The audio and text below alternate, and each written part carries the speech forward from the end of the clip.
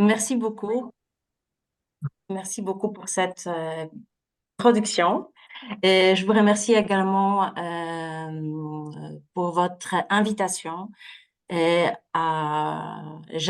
me sens honorée par la possibilité de présenter aujourd'hui mes recherches, une petite partie de ce que je fais, de pouvoir partager avec vous, voilà ce que je fais, ce dont je m'occupe. Je vais partager avec vous mon écran, que vous puissiez suivre plus facilement ce que je vais vous présenter. Hum, voilà, écran, partager.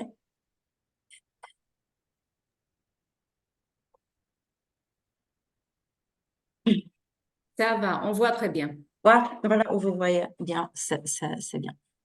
Voilà, alors le sujet que je vous propose aujourd'hui, par les flots, le rôle des marqueurs d'approximation dans la littérature fantastique du 19e siècle, se trouve à la frontière entre la littérature et la linguistique. Et tout à l'heure, je vais vous montrer pourquoi, d'où mon choix. Euh, L'objectif de cette présentation d'aujourd'hui est d'examiner des liens possibles entre l'emploi des marqueurs d'approximation et le genre fantastique. Bon, avant de passer à l'analyse de quelques marqueurs d'approximation, je vais présenter des notions clés de cette analyse. Je vais parler du flow et ensuite montrer un peu son rôle englobant pour d'autres notions de type approximation, sous-détermination, vague ou l'ambiguïté et l'ambivalence. Ben, ensuite, je vais passer à la présentation de mon corpus pour vous parler, pour vous expliquer les raisons de mon choix. Pourquoi le genre fantastique pour présenter des moyens d'approximation. Et la dernière étape, ce sera une analyse de quelques marqueurs d'approximation. Et j'en ai choisi quelques, voilà, j'ai choisi des marqueurs comme si quelque chose de, espèce de genre, de sorte de. Bon, déjà, vous pouvez ne pas être d'accord avec mon choix, vous pouvez ne pas partager et voilà mon choix, mais je vais essayer de vous convaincre que ces marqueurs permettent d'exprimer l'approximation dans le conte fantastique, dans la nouvelle fantastique. Et je tiens à souligner que le choix du genre est ici primordial. Je vais commencer par la notion du flou référentiel. Bon, c'est une notion vague. Oui, pourquoi j'ai choisi cette notion? Parce que cette notion, elle englobe d'autres notions dont l'objectif est de renvoyer aux objets non spécifiés, à tout ce qui est sous-déterminé ou indéterminé. Alors, des notions de type approximation, l'indéfini, l'ambivalence, l'ambiguïté, la référence indéfinie, la sous-détermination référentielle, le vague. On rencontre toutes ces notions dans la littérature, dans les grammaires, dans différentes analyses linguistiques, mais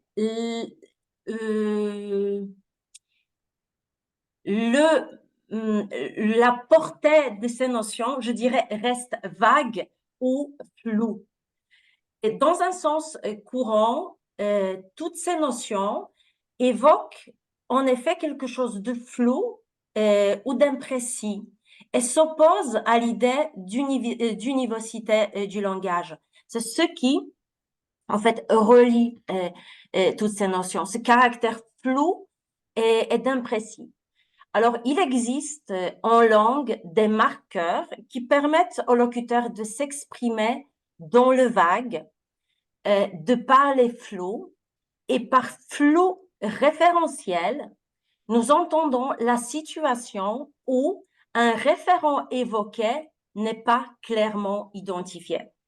Alors, vous pouvez remarquer que c'est une définition qui est très, très générale et c'est pourquoi elle permet de couvrir d'autres notions. Alors, le flou référentiel, et voilà, c'est la situation où un référent évoqué n'est pas clairement identifié. Et je pense qu'il existe une analogie entre cette définition où on cache le référent, où on fait tout pour ne pas l'identifier de façon claire, et la littérature fantastique, où la notion clé est la notion d'hésitation. Mais je vais y revenir dans ce qui suit. La caractéristique commune de ces concepts, ça veut dire le concept de vague, d'ambiguïté, d'approximation, et qu'ils transmettent tous de l'information indéterminée, mais chacun le fait à sa manière.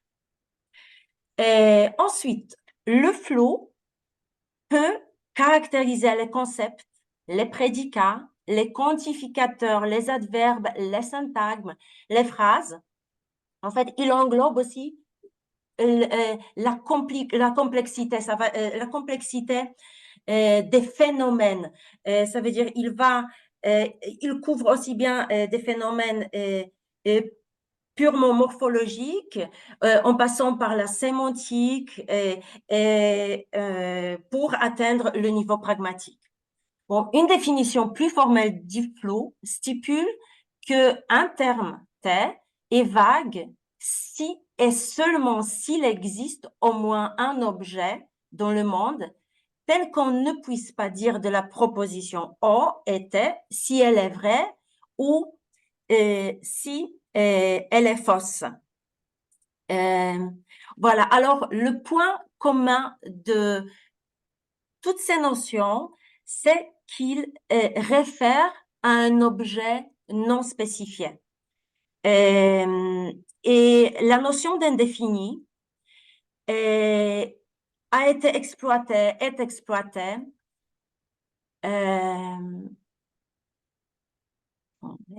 est exploitée et pour cerner des catégories grammaticales traditionnelles, bon, à savoir des articles indéfinis, d'autres déterminants de type quelques, plusieurs, aucun, chacun, nul, pas chacun, chaque, ainsi que des pronoms du type quelqu'un, quelque chose, personne, rien, le pronom on.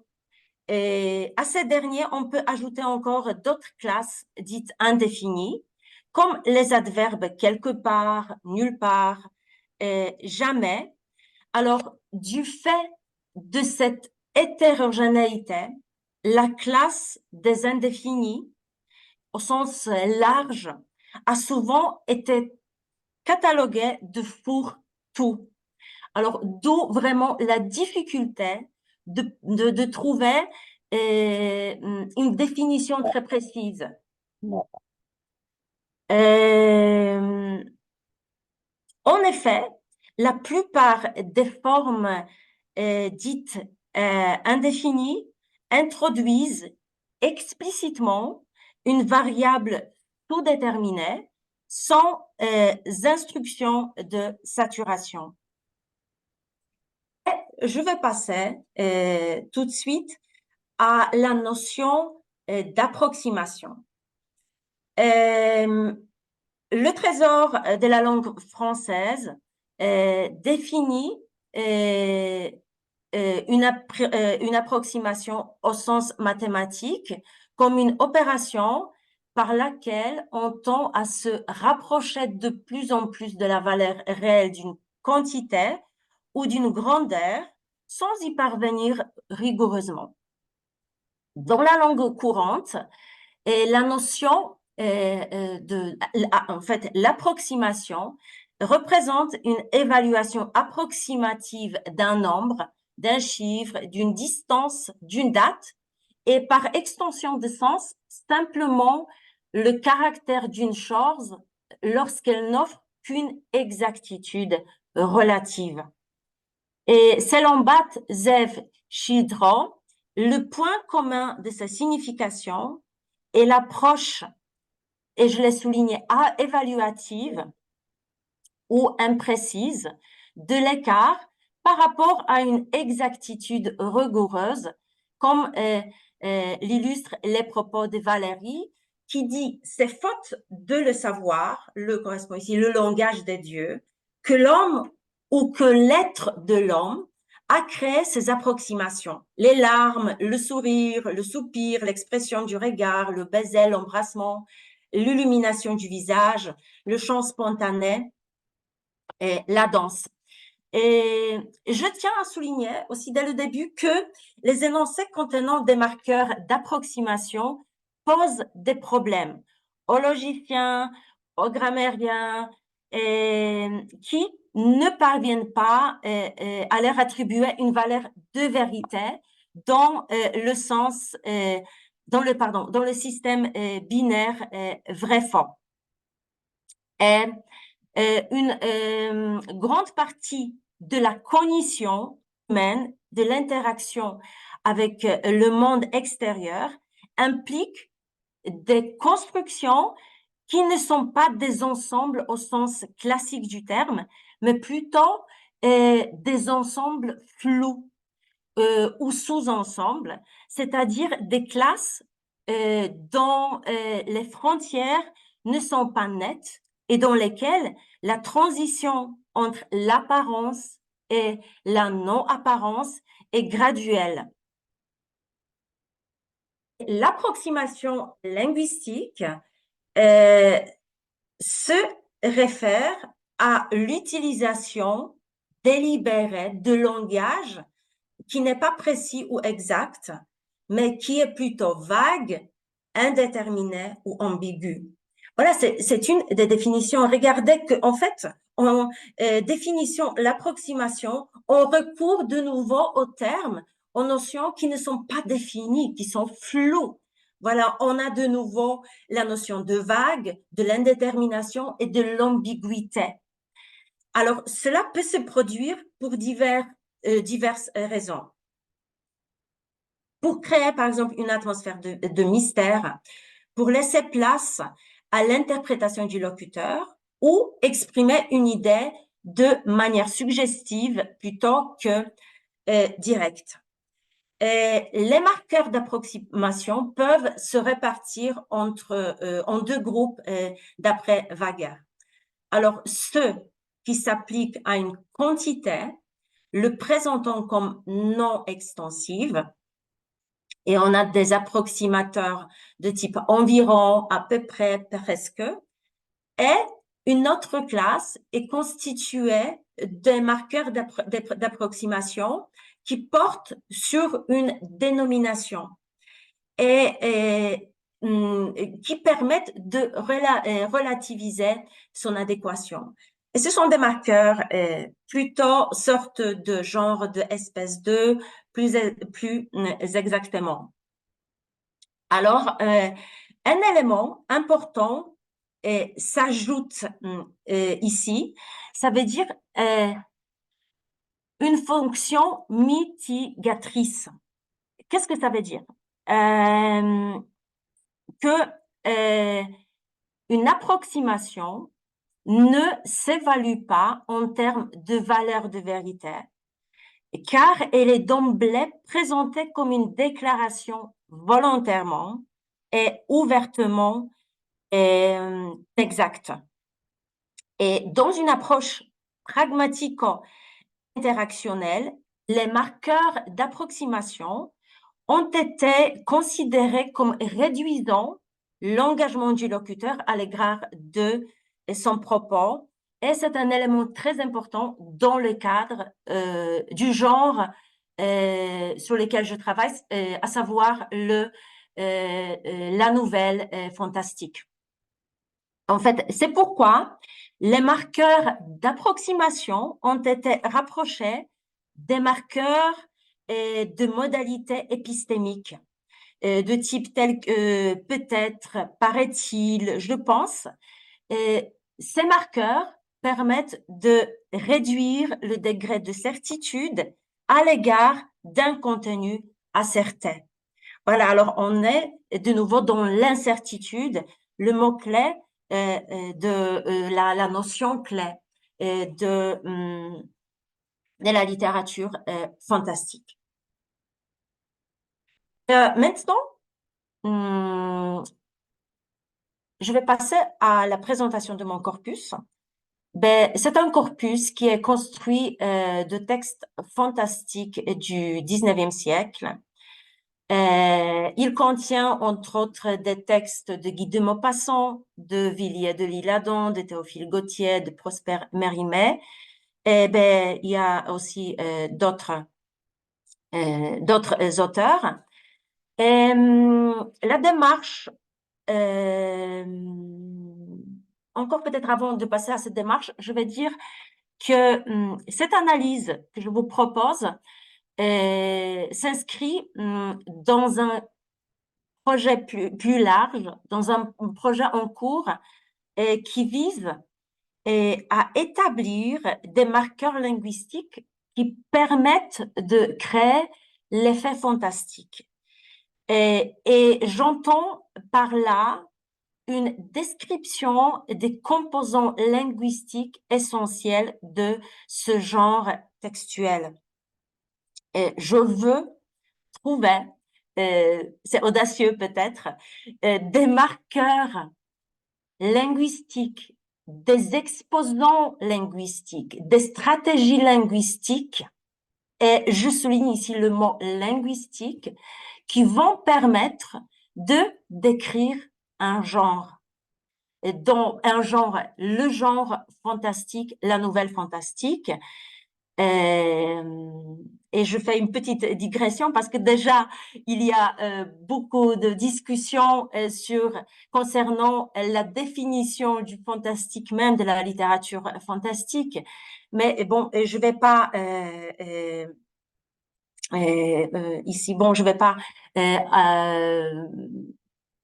entrer dans les détails, mais voilà, je vais essayer, bon, mon objectif est de présenter une analyse linguistique d'un genre, d'un genre, du roman, pas du roman, de la nouvelle fantastique. Le texte littéraire, souvent d'ailleurs oublié dans les analyses linguistiques, reste un objet à découvrir, et l'application des critères linguistiques dans l'analyse des textes littéraires pourrait fournir des informations intéressantes aussi bien pour les linguistes que pour les littéraires. Parce que jusqu'à présent, les études qui ont été consacrées au conte fantastique, à la nouvelle fantastique, abordent généralement le niveau de l'histoire, le niveau de la narration. Je pense ici aux textes de Todorov, de Vax, de Fabre, de Malrieux, de Prince, de Van Dior. Cependant, le lecteur du conte fantastique, quand je dis vraiment le fantastique, je pense au fantastique du 19e siècle. Et remarque aisément l'existence d'une structure caractéristique dont la systématicité n'apparaît pas uniquement au niveau de la narration, mais elle s'exprime à travers différents marqueurs, à travers différents éléments qui se situent au niveau grammatical. Pourquoi on arrive à décrire, euh, à, à, à présenter des caractéristiques d'un genre? Parce que dans la langue, on a des éléments qui nous permettent d'identifier un genre comme tel. ce qui est d'ailleurs prouvé à l'étape de la traduction, parce que quand on traduit un texte fantastique, on va pas le traduire, il doit rester fantastique. Et là, je me réfère à la présence d'une matrice lexico-syntaxique. Et, et on a fait des travaux dans le cadre du groupe DICEM dont Madame Mouren était la chef. Et on a travaillé sur la matrice du roman policier. Mais cette matrice doit exister aussi pour d'autres genres, mais des gens qui sont facilement identifiables. Mais je vais encore revenir à cette notion. Alors, la présence de certaines structures qui annoncent des éléments constitutifs d'un genre est obligatoire. Cela veut dire qu'il existe des constructions formelles qui permettent d'identifier le genre. Et c'est pourquoi, voilà, quand on lit un texte, on peut le reconnaître comme appartenant à un tel ou tel genre. Et voilà, la démarche que j'adopte, c'est une démarche corpus-based, de type hypothético-déductif. Et ça veut dire que, d'abord, je commence par des hypothèses. J'ai lu beaucoup de textes fantastiques, j'ai lu plusieurs théories concernant le genre fantastique, j'ai des hypothèses, et après, je vérifie si elles sont valables dans l'analyse, dans les analyses que je propose. Alors, notre analyse de contenu ne s'intéresse pas uniquement aux occurrences statistiques des marqueurs d'approximation, mais surtout aux réseaux de sens qui se tissent dans et par le discours et qui peuvent permettre de découvrir des contextes et des emplois spécifiques au genre traité. Et mon corpus compte environ 400 000 mots et il contient vraiment presque tous les textes identifiés comme fantastiques, les textes du 19e siècle. Et je reviens ici à la notion du genre et à l'hésitation qui y est liée. Pour moi, le point de départ, c'est la définition de Todorov pour qui le fantastique, c'est l'hésitation. C'est le moment de l'hésitation. Et la définition qu'il propose, le fantastique est l'hésitation éprouvée par un être qui ne connaît que les lois naturelles face à un événement en apparence surnaturel. La définition todorovienne a été critiquée à plusieurs reprises, mais dans d'autres définitions du fantastique, certains éléments ont été repris.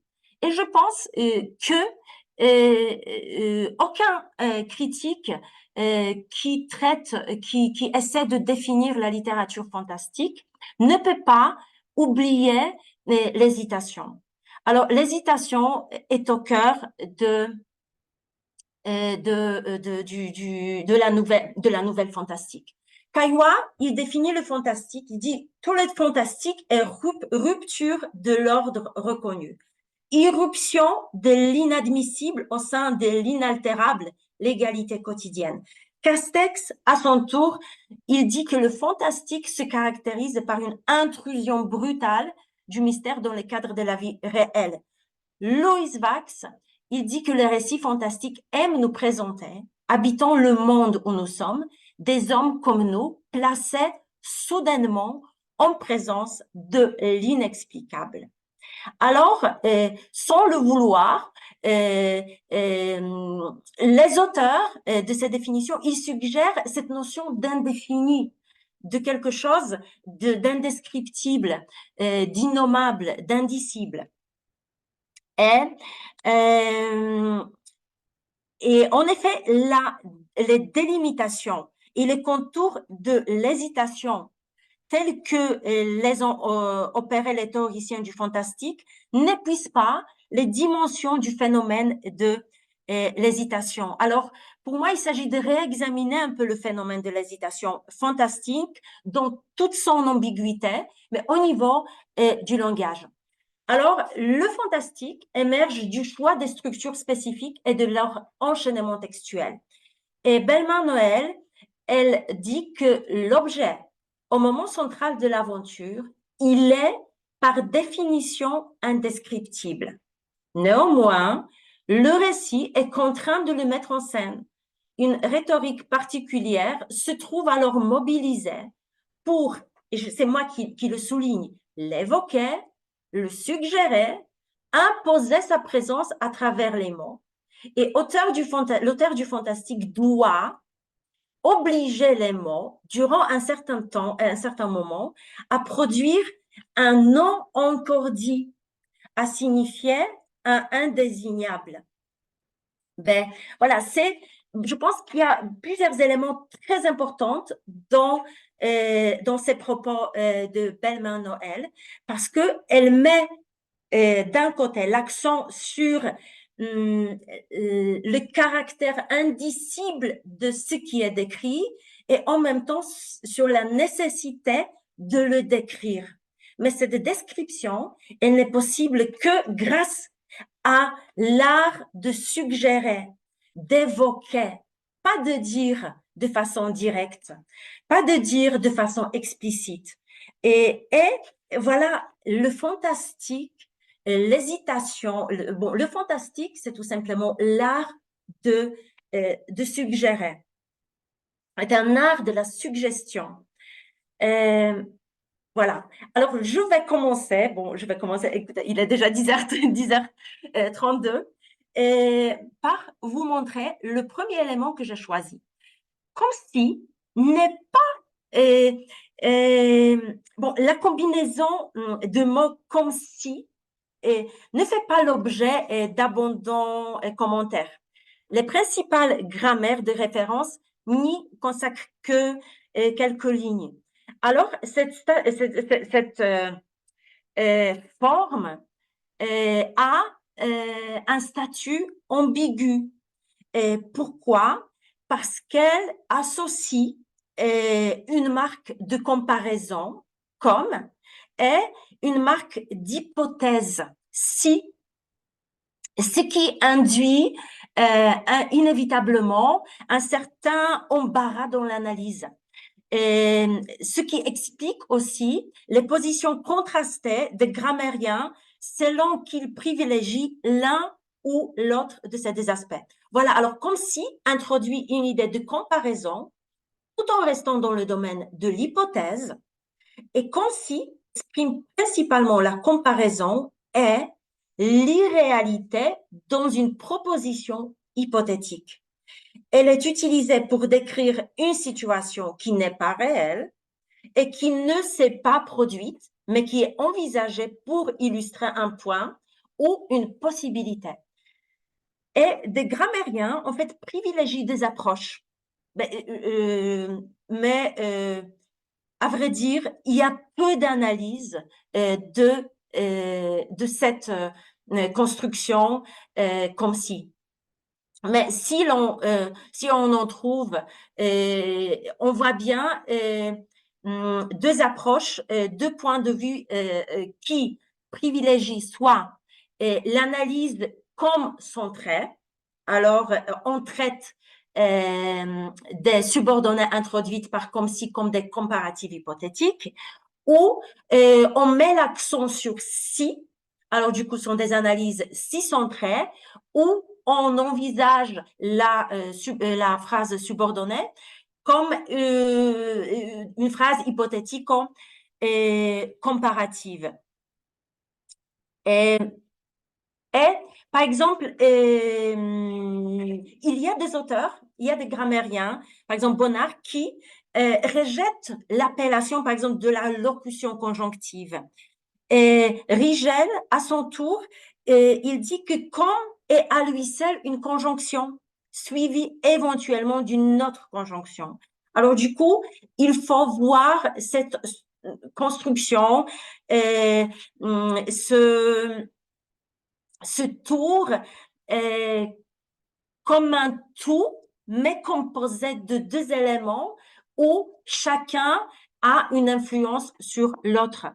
Et cette tour, cette conjonction, elle semble relativement figée si l'on admet la difficulté de commutation. Oui, par exemple, de même que si, comme pour les cas où, alors c'est figé. Et maintenant, bon, c'est une construction qui introduit une phrase subordonnée et la structure, c'est la structure P comme si. Alors, d'un côté, on a la comparaison, de l'autre, on a l'hypothèse. On sait très bien qu'il y a trois types de phrases, qu'on a l'habitude de distinguer trois types de phrases hypothétiques qui introduisent soit bon, des faits réels, soit la potentialité, soit l'irréel. Mais en fait, comme si déjà exclut le premier emploi, la première possibilité, comme si exclut la réalité. Alors, on a deux possibilités. On est soit dans la possibilité, soit dans le possible, soit dans l'irréel. Et quels sont les modes et les temps utilisés après comme si? Bon, l'indicatif imparfait, mais dans notre corpus, il n'y a que quelques occurrences de cet emploi, mais il y a presque 2 ans que la duchesse est comme si elle était morte. Et le subjonctif est plus que parfait, domine largement dans notre corpus. Bon, il continuait de regarder sa dame de carreau comme si elle eût représenté l'amour dernier, définitif de toute sa vie. Et l'indicatif plus que parfait est également représenté, mais il y a beaucoup moins d'occurrences par rapport au subjonctif plus que parfait. Edwige rougissait, rougissait comme les roses de l'aurore et se laissait aller en arrière dans son grand fauteuil, languissante, à demi morte, enivrée, comme si elle avait respiré le parfum fatal de ces fleurs qui font mourir. Alors, il y a deux valeurs modales qui sont exprimées, la potentialité et irréalité. Et il semble tentant quand même de supposer une affinité particulière de comme si avec le fantastique au sens très étroit du 19e siècle. Et c'est un art de suggérer fortement un message surnaturel sans l'énoncer explicitement. Alors, être approximatif, et c'est ne pas toucher juste, et c'est pratiquer de l'à peu près. Alors, l'hésitation fantastique, c'est l'expression de l'à peu près. C'est cet art de toucher juste. Et je vais vous présenter quelques exemples. Et j'ai décidé aujourd'hui de ne pas proposer une analyse approfondie de chaque marqueur d'approximation. Je voulais vous donner plutôt une idée de l'importance de la grammaire, à vrai dire, dans la construction du sens. Dans la construction du sens et montrer le lien qui existe entre notre perception du texte, entre notre perception du texte et la langue utilisée, les moyens choisis pour créer cette perception. Je vous donne quelques exemples. Le premier, c'est un exemple qui vient du conte de Maupassant, Le Horla. Pour moi, c'est un chef-d'œuvre vraiment de la littérature fantastique, de la nouvelle fantastique. Bon, là, j'ai souligné plusieurs éléments parce que comme vous pouvez déjà le remarquer, cette hésitation ou cette approximation, elle se fait à plusieurs niveaux. Et il est rare, en fait, au moment où on crée l'effet fantastique, on voit une accumulation de procédés, de stratégies qui créent cette hésitation, qui créent l'effet d'indétermination. Je vous donne le premier exemple. Aucun souffle d'air n'était entré par la fenêtre. Je fus surpris et j'attendis. Au bout de 4 minutes environ, oui, je vis, monsieur, de mes yeux, une autre page se soulevait et se rabattre sur la précédente comme si un doigt l'eût feuilleté. Mon fauteuil semblait vide, mais je compris qu'il était là, lui. Je traversai ma chambre d'un bond pour le prendre, pour le toucher, pour le saisir, si cela se pouvait. Mais mon siège, avant que je l'eusse atteint, se renversa comme si on eût fui devant moi. Ma lampe aussi tomba et s'éteignit. Le verre brisait. Et ma fenêtre brusquement poussait comme si un malfaiteur l'eût saisie en se sauvant à la frapper sur son arrêt. Regardez, dans ce petit fragment, dans ce court fragment, la forme comme si apparaît 3 fois. Déjà, le temps préféré, c'est le subjonctif. C'est le subjonctif passé qui introduit cet effet d'irréalité. Mais cette interprétation, elle est possible grâce à d'autres éléments qui sont dans le texte. Moi, j'ai déjà fait des articles, par exemple, sur le flou est exprimé par le pronom indéfini on. Oui, ce qui apparaît ici on. Je parlais dans cet article, entre autres, des structures, des phrases, des phrases, des stratégies qui permettent d'occulter le sujet de l'action. Et par l'emploi de on, eu, fui, ça veut dire, bon, ça ne renvoie, on ne sait pas à quoi ça renvoie. Après, une autre page se soulevait et se rabattre. On ne dit pas qui a fait soulever la tâche, bon, pas la tâche, la page. Alors, tous ces éléments permettent de créer cet effet d'hésitation. Mais comme si déjà, de par sa nature, il introduit quelque chose de l'irréel en disant au lecteur, attention, il y a ici quelque chose d'inquiétant. Il y a quelque chose, on est au niveau de l'hypothèse, et à vrai dire, regardez, ces comparaisons ne permettent pas de comparer.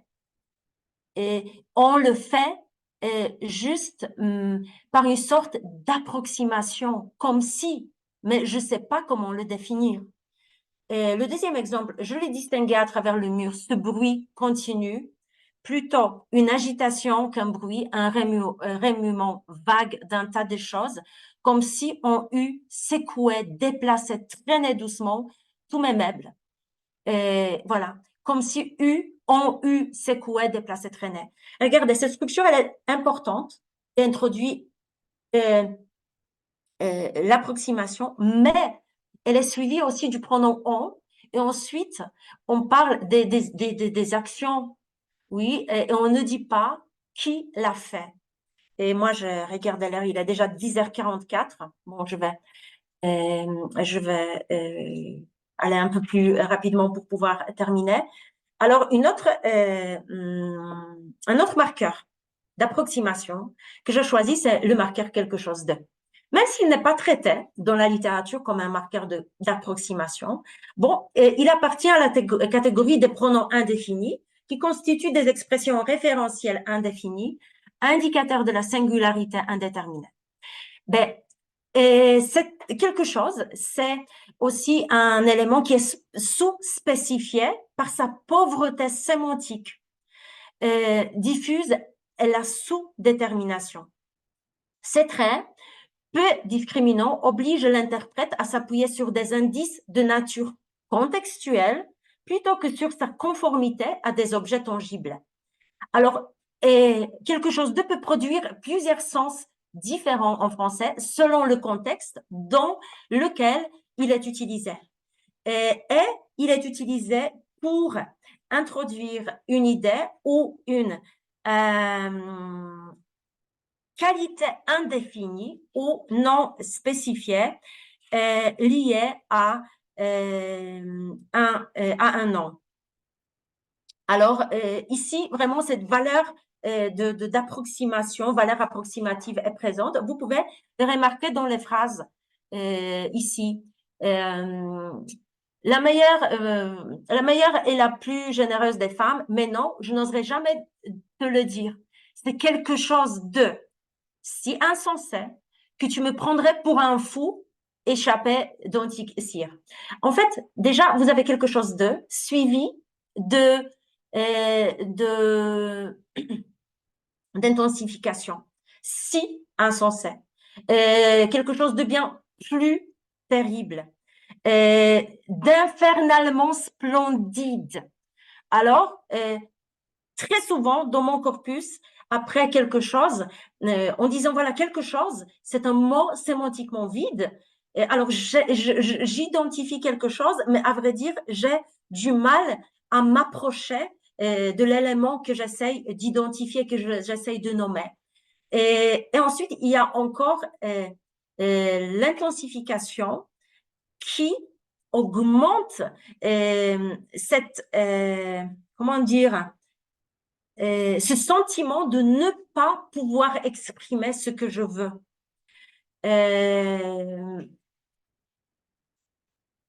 Je vois.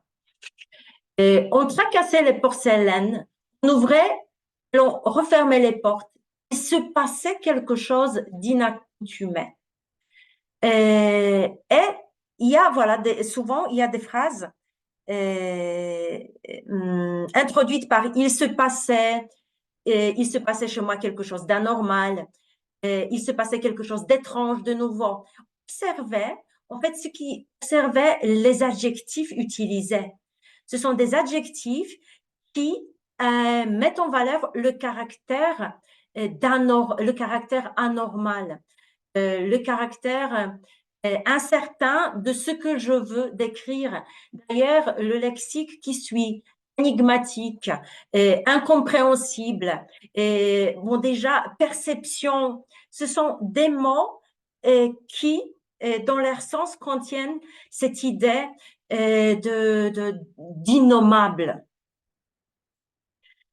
Bon, j'ai d'autres exemples, mais ça fait presque 1 heure que je parle. Je voulais vous parler encore d'une sorte de genre de manière, une sorte de genre de espèce de. Euh, euh, Ce sont voilà des expressions qui ont l'art de présenter le dire sous un éclairage énonciatif particulier, de l'évaluer, de le situer, ou plus exactement de le profiler, d'où par exemple le nom de profileur, parce que des expressions, une sorte de genre de espèce de, ce sont des enclosures ou appelés différemment des profileurs. Mais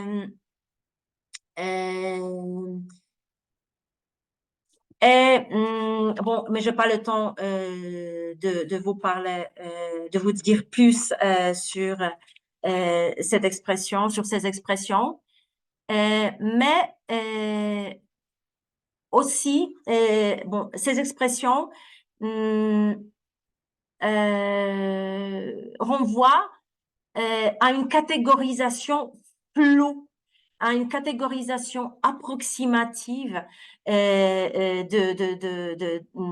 noms. On peut paraphraser ça par quelque chose qui ressemble. Une sorte de, c'est quelque chose qui ressemble, mais j'ai du mal à l'identifier, j'ai du mal à le nommer. Alors, ils peuvent confronter, mais aussi simplement d'approcher, on peut les confronter ou d'approcher d'une catégorie d'ambivalence. Et Wilmer, il en donne un exemple, il propose une phrase de type d'une sorte de martien et il propose de la paraphraser par un martien qui n'en est pas tout à fait un. Alors, d'où cette idée d'approximation contenue dans ces notions. Bon, alors je vais passer à une conclusion plutôt provisoire. Alors, parmi les procédés langagiers qui créent la fissure dans le réel au détour des mots, nous pouvons classer des marqueurs d'approximation parce qu'ils mettent en effet en valeur une référence floue. Et comme toute production, le fantastique résulte d'un certain nombre de pratiques, non pas ésotériques, mais bel et bien réelles et repérables. Il suffit de mettre le texte sous le microscope pour découvrir ces stratégies d'écriture, à mettre au jour quelques-uns des procédés d'écriture qui concourent à l'établissement d'une vision fantastique. Et le fantastique est une manière de raconter. Les personnages des contes fantastiques sont confrontés à l'innommable, à l'immontrable, et le trait commun des constructions analysées est leur mouvance dans un réseau d'indéfinition et d'incertitude qui constitue un élément propre, normatif, euh, au fantastique. Alors, l'approximation est un procédé littéraire qui consiste à utiliser des mots et des expressions vagues pour créer un effet d'imprécision et d'incertitude. Et c'est un élément qui peut jouer tout simplement un rôle crucial dans le conte fantastique parce qu'il permet de créer une atmosphère de mystère, d'ambiguïté, et du coup, il peut être essentiel à ce genre littéraire.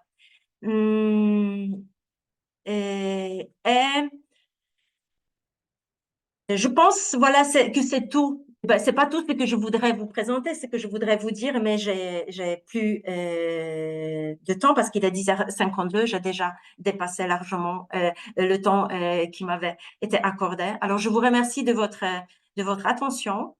Et merci d'être là samedi à 10h pour écouter pour en fait écouter ce que je voulais partager avec vous. Je vous remercie de votre attention.